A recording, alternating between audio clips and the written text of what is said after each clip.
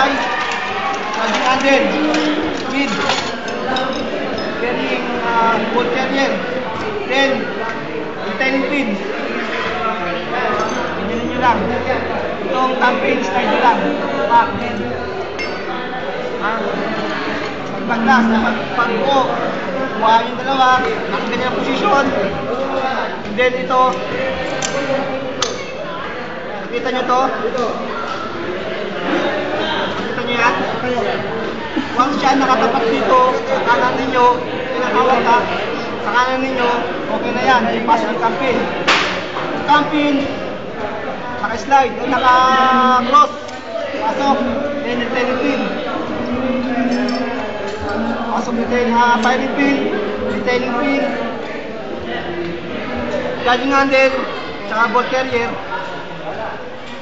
May distance, di ba? Para itong tenga niya, meron dong parang gano'n, para ipasok mo yung tenga niya, ipasok mo siyang gano'n, then push.